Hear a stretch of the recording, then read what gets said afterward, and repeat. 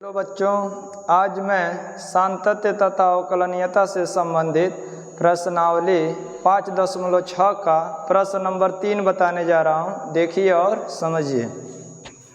प्रश्न नंबर 3 है x बराबर साइन टी कामा y बराबर कास 2t हो तो dy बाई dx ज्ञात कीजिए।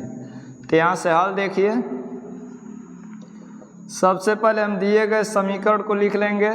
तो लिखेंगे x बराबर साइन टी कामा y बराबर कास 2t। ये t के रूप में है तो हम लिखेंगे t के सापेक्ष अवकलन करने पर। तो यहाँ लिखेंगे t के सापेक्ष अवकलन करने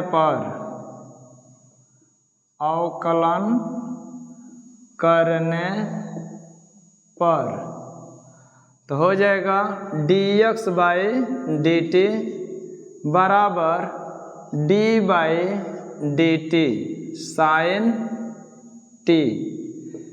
साइन t का अवकलन होता है कास t, तो यहाँ पर लिख देंगे कास t।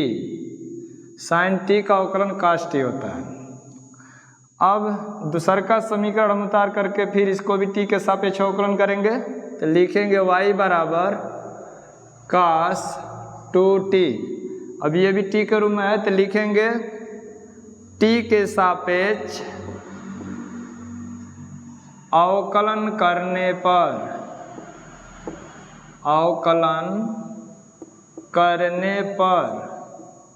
तो अवकलन कर देंगे तो हो जाएगा dy बाई dt बराबर d by dt into cos 2t।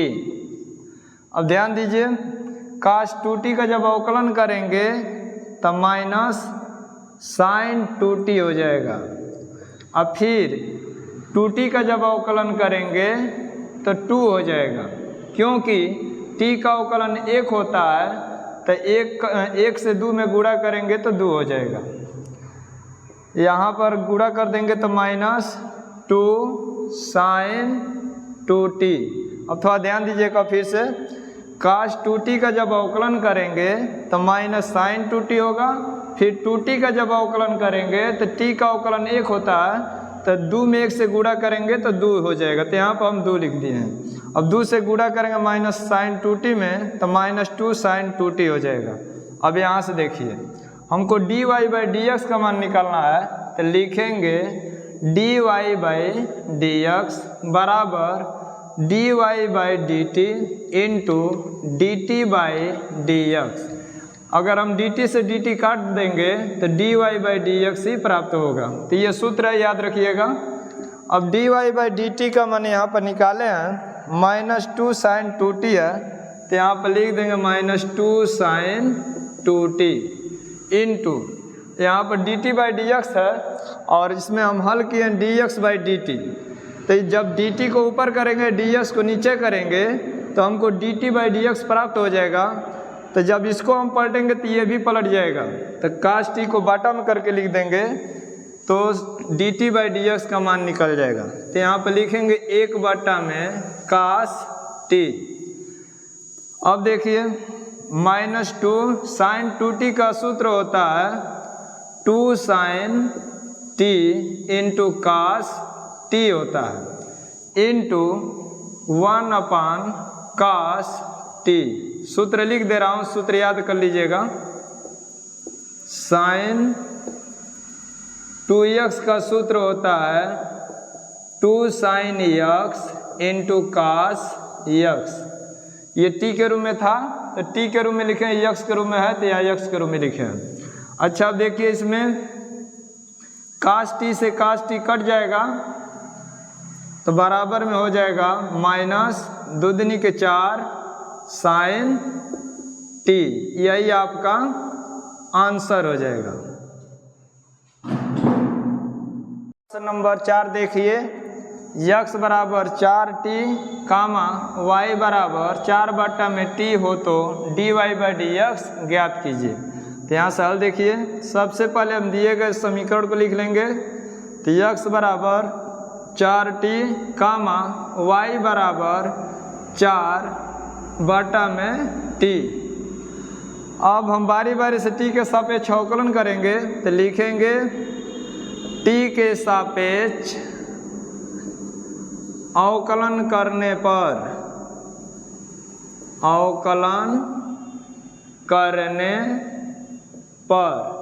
तो हो जाएगा dx बाई dt बराबर 4 गुणांक शुरू में लिख देंगे into d by D T into T.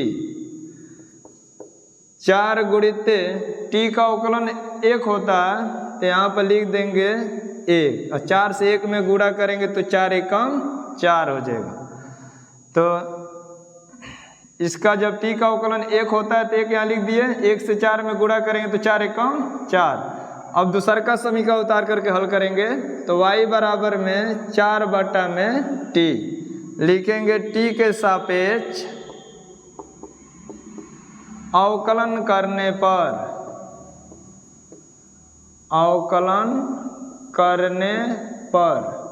तो हो जाएगा dy बाई डी टी बराबर 4 गुणांक शुरू में लिख देंगे और d by D T into, यहाँ पर ध्यान दीजिए 1 बटा t है तो t को जब हम ऊपर ले जाएंगे तो इसका घात का चिन्ह बदल जाएगा। तो यहाँ पर +1 है तो ऊपर जाएगा तो -1 हो जाएगा। जब भी नीचे से ऊपर चाहे ऊपर से नीचे ले जाते हैं तो घात का चिन्ह बदल देते हैं, ये ध्यान दीजिएगा। यहाँ +1 था ऊपर ले गए तो -1 हो गया।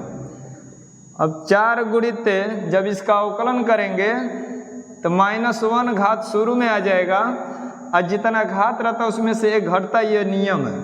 तो -1 इसमें है, 1 घटेगा तो -1 और -1 -2 हो जाएगा। समान चिन्ह कभी भी जुटता है, ये ध्यान दीजिएगा। अब माइनस प्लस का गुणा होगा तो माइनस हो जाएगा, 4 एकम 4।